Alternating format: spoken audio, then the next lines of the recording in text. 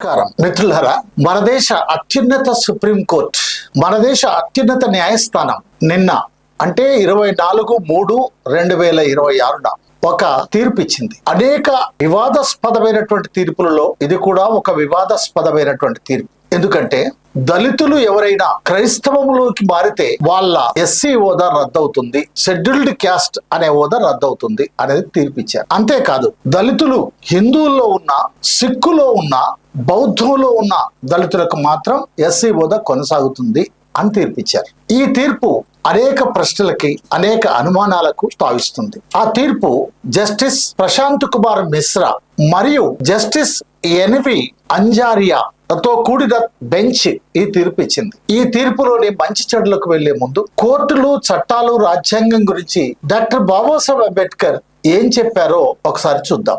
చట్టము ఒక సామాజిక మార్పుకు సాధనం అని అంబేద్కర్ గారు చెప్పారు. సమాజంలో ఉన్న అసమానతలను తొలగించడానికి చట్టాలు అవసరం అని అంబేద్కర్ గారు చెప్పారు. కోర్టులు, చట్టాలు, న్యాయం, తీర్పు బలహీన వర్గాల హక్కులను కాపాడాలి, అందుకోసమై పనిచేయాలి అని డాక్టర్ బాబాసాహెబ్ అంబేద్కర్ గారు చాలా స్పష్టంగా చెప్పారు. ఆ రాజ్యాంగంపై ఆధారపడే ఇప్పుడు ప్రశాంత్ మిశ్రా గారు ఇచ్చినటువంటి తీర్పు, ఆ రాజ్యాంగంపై ఆధారపడే జస్టిస్ ఎన్వి అంజారియా ఇచ్చిన తీర్పు.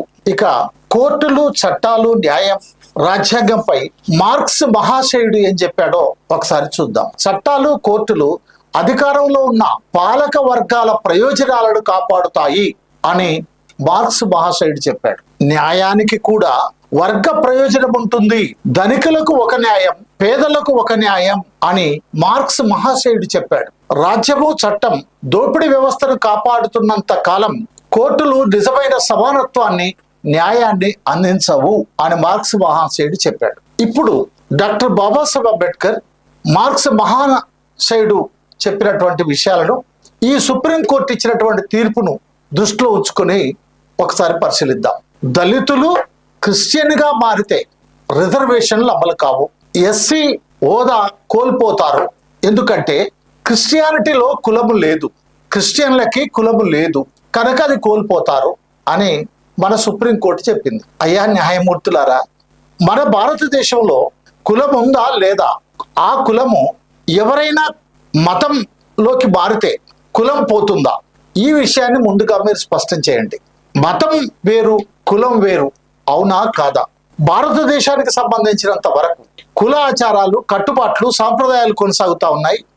మత ఆచారాలు, కట్టుబాట్లు, సాంప్రదాయాలు కొనసాగుతూ ఉన్నాయి. అవునా కాదా?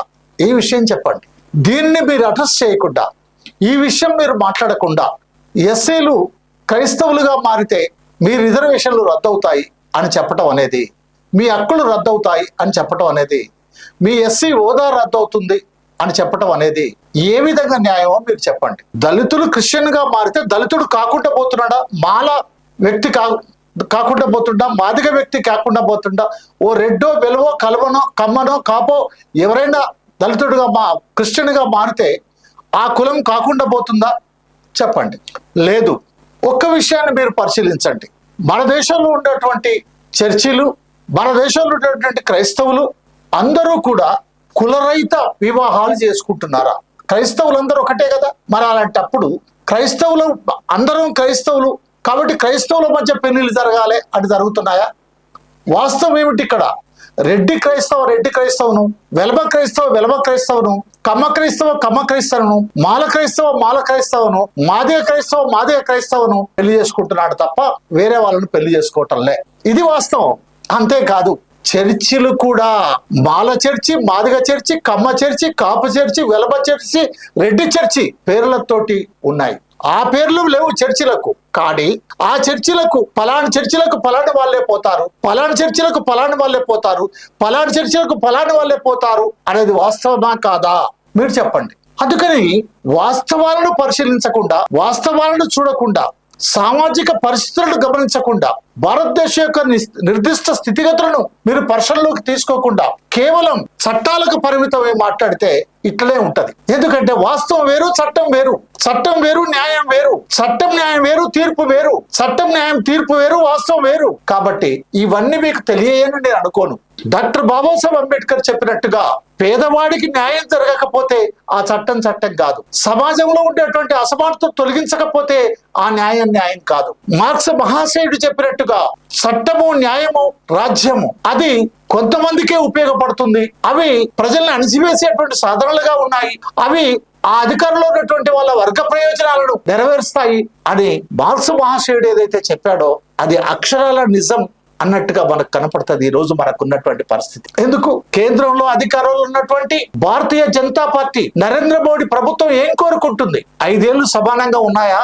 రామరాజ్యం రావాలని కోరుకుంటుంది. కులాలు ఇలాగనే ఉండాలని కోరుకుంటా ఉంది. కుల వివక్షత ఇలాగే ఉండాలని కోరుకుంటుంది. అసమానత ఇలాగే ఉండాలని కోరుకుంటుంది. తిరిగి ఈ సమాజాన్ని సనాతన ధర్మంలోకి తీసుకుపోవటానికి అది ప్రయత్నం చేస్తుంది. ఈ రోజు పేపర్లో తెలంగాణ బీజేపీ రాష్ట్ర అధ్యక్షుడు రామచంద్రరావు గారు, ప్రముఖ న్యాయవాది ఆయన సుప్రీంకోర్టు తీర్పును ఆహ్వానిస్తూ ఇది చాలా మంచి తీర్పు, గొప్ప తీర్పు అని చెప్పాడు. బీజేపీ తెలంగాణ రాష్ట్ర అధ్యక్షుడు. అంటే ఏమిటి సార్?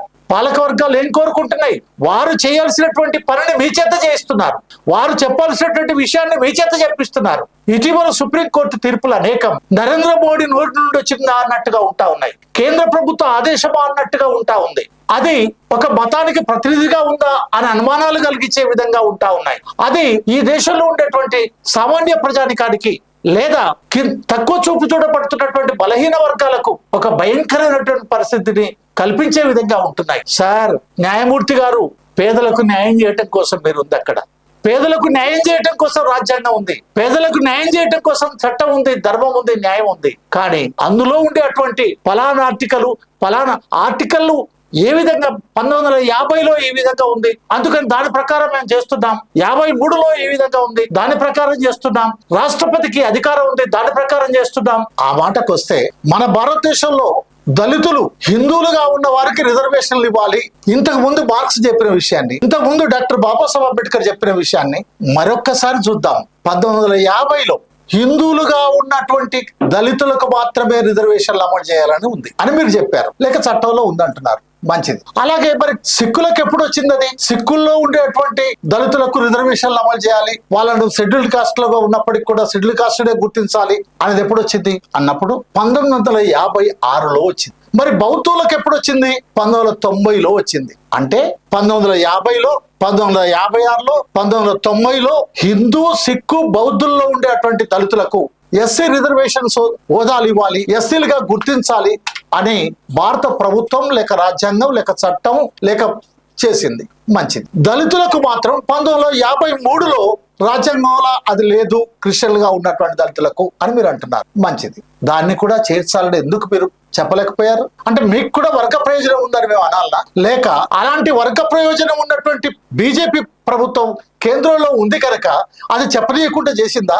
ఆలోచించమని మిమ్మల్ని కోరుతా ఉన్నాను. 3 సార్లు ఈ రిజర్వేషన్లు దళితులకు ఏ విధంగా అమలు చేయాలన్నటువంటి 3 మతాల వాళ్ళకు చెప్పినప్పుడు 4వ వారిని కూడా మీరు ఆలోచించండి అని ఒక సలహా ఇవ్వచ్చు కదా, ఒక సూచన చేయొచ్చు కదా కేంద్ర ప్రభుత్వానికి. ఎందుకు మీరు చేయలేకపోయారు? ఆలోచించమని కోరుతా ఉన్నా మిమ్మల్ని. అంతేకాదు, ఈ రోజు హిందువులుగా ఉండే అటువంటి వాళ్ళు ఎవరైతే ఉన్నారో వాళ్ళు క్రిస్టియన్ గా మారారు గనక వాళ్ళకి రిజర్వేషన్లు వద్దంటున్నారు. సంతోషం. మరి క్రిస్టియన్ గా మారినటువంటి ఆ దళితుడు దళితేతరులను చేసుకుంటే ఎందుకు దాడులు జరుగుతున్నాయి సారు? కులం పేరుతో, నా మతం పేరుతోనా? ఒక మాదిగైనా, ఒక మాల అయినా, లేకపోతే ఆ 56 కులాల్లోని దళితుల్లో ఉండేటువంటి వాళ్ళు మిగతా బీసీనో, ఎఫ్సీనో లేక ఇతర క్యాస్ట్లలో పెళ్లి చేసుకున్నారనే పేరుతోటి, కులాంతర వివాహం చేసుకున్నటువంటి పేరుతో దాడులు జరుగుతున్నాయి కదా.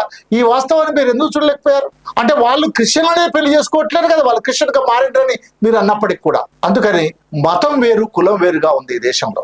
మతం వేరు, కులం వేరుగా ఉంది. మత ఆచారాలు వేరు, కుల ఆచారాలు వేరుగా ఉన్నాయి. మత కట్టుబాట్లు వేరు, కుల కట్టుబాట్లు వేరుగా ఉన్నాయి. ఈ వాస్తవ పరిస్థితులను, ఈ భౌతిక స్థితిగతుల్ని మీరు ఎందుకు చూడలేకపోతున్నారు? ఏదైనా క్రైస్తవ సోదరులారా ఆలోచించండి. ఇంతకు ముందే నేను ఇంకో వీడియోలో చెప్పాను, ఒక చేత్తో బైబిల్, ఒక చేత్తో రాజ్యాంగం కనుక మీకు లేనట్లయితే ఈ దేశంలో రక్షణ ఉండదు బీజేపీ లాంటి ప్రభుత్వ అధికారంలో ఉన్నంత కాలం అని చెప్పాను. ఈ రోజు మిమ్మల్ని నేను కోరుతా ఉన్నాను, మీరు కూడా మీ చర్చిలను కులాల వారుగా నిర్మించుకున్నారు. మీరు కూడా పేరుకు క్రైస్తవులు లేనప్పటికీ కూడా క్రైస్తవులు లేనటువంటి వారందరి మధ్య వివాహాలు జరగటాన్ని మీరు అంగీకరించట్లేరు. మీరు కూడా రెడ్డి క్రైస్తవ, కమ్మ క్రైస్తవ, కాపు క్రైస్తవ, వెలమ క్రైస్తవ, మాల క్రైస్తవ, మాదిగ క్రైస్తవ పేరుతో ఉన్నారు.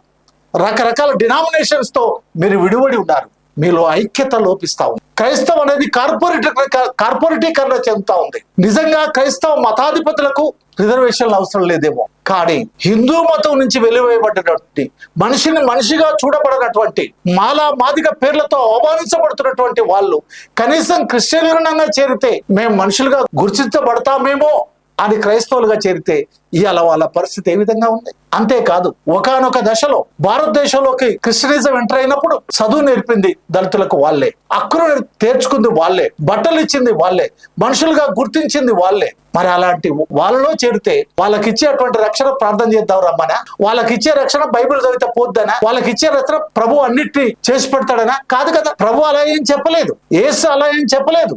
ఆయన చెప్పాడు ఆనాటి రాచరిక వ్యవస్థకి ఏ విధంగా అయితే పోరాడారో అలాంటి రాచరిక వ్యవస్థ లేకపోయినప్పటికీ కూడా ప్రజాస్వామ్య పద్ధతిలో రాజులుగా వ్యవహరిస్తున్నటువంటి బీజేపీ పాలక వర్గాలకు వ్యతిరేకంగా, బీజేపీ ప్రభుత్వ విధానాలకు వ్యతిరేకంగా ఇవాళ రామచంద్రరావు తెలంగాణ బీజేపీ అధ్యక్షుడు ఇచ్చినటువంటి ప్రకటనకు వ్యతిరేకంగా మీరు నిలబడాల్సినటువంటి అవసరం ఉంది అని మనవి చేస్తాం. లేనట్లయితే రక్షణ లేదు, మీకు క్రైస్తవులను మీరు కాపాడుకోలేరు. అనేక రకాల దాడులు జరుగుతూ ఉన్నాయి. ఎందుకనంటే ఆంధ్రప్రదేశ్ లో పాస్టర్ చింతాడ ఆనంద్ బాపట్ల జిల్లాలో పిట్టలవాడిపేటలో ఉండేటువంటి పాస్టర్ గారి పైన దాడులు చేస్తే, అయ్యా నన్ను కాపాడండి, నేను మాదిగ వ్యక్తిని, నేను మాదిగ పాస్టర్ను, నన్ను చంపుతామంటున్నారు, నా పైన దాడులు చేస్తా ఉన్నారు అని ఆయన పోలీస్ స్టేషన్ కి పోయాడు. పోలీసులు దానిపైన ఎస్సీ ఎస్టీ అట్రాసిటీ చట్టం పైన ఒక రెడ్డి వ్యక్తి పైన కేసు పెట్టారు. అది కేసు నడిచింది, అది ఇప్పటిదాకా సుప్రీంకోర్టుకు వచ్చింది. ఇప్పుడు అది తప్పని మీరు చెప్తా ఉన్నారు. ఎందుకంటే ఆయన పాస్టర్ గనక, ఆయన క్రిస్టియన్ గా చేరాడు గనక.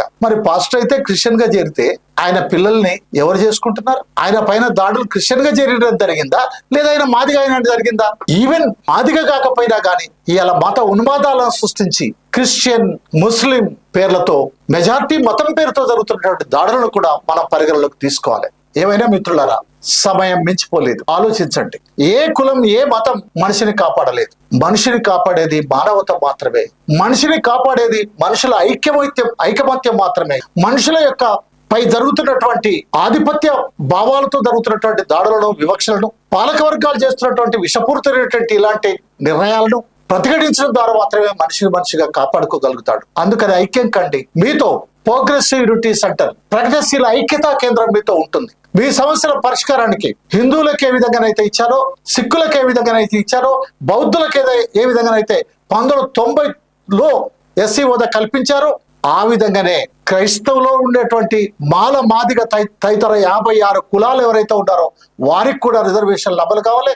క్రైస్తవులో ఉన్నప్పటికీ కూడా ఎస్సీ ఎస్టీ అట్రాసిటీ చట్టం వాళ్ళకి అమలు కావాలి, రిజర్వేషన్లు అమలు కావాలి, చట్టబద్ధమైనటువంటి అన్ని హక్కులు అమలు కావాలి. వాళ్ళపై జరుగుతున్నటువంటి దాడులకు వ్యతిరేకంగా కేసులు ఉండాల్సిందే, వాళ్ళు కాపాడాల్సిందే. లేదంటే న్యాయమూర్తులను, ప్రభుత్వాన్ని నేను కోరుతా ఉన్నాను, మీకు దమ్ముంటే ఈ దేశంలో కులాలన్నీ రద్దు చేయండి. ఎందుకంటే రాజ్యాంగం చెప్పింది కనుక, మనది సెక్యులర్ రాజ్యం కనుక. కులాలను రద్దు చేయండి. కులాలను రద్దు చేస్తూ ఒక చట్టాన్ని తేండి. మీకు మెజార్టీ ఉంది కదా, ఈ దేశంలో కులం అనేది లేదు, అందరం భారతీయులం అని ఒక చట్టం చేయండి. ఆలోచించండి మిత్రులారా. ఇలాంటి అనేక విషయాలను మరింత మాట్లాడుకుందాం. అందుకోసం చూస్తూనే ఉండండి బొజ్జ భిక్షమయ్య యూట్యూబ్ ఛానల్. సబ్స్క్రైబ్ చేయండి, షేర్ చేయండి, లైక్ చేయండి. Thank you very much.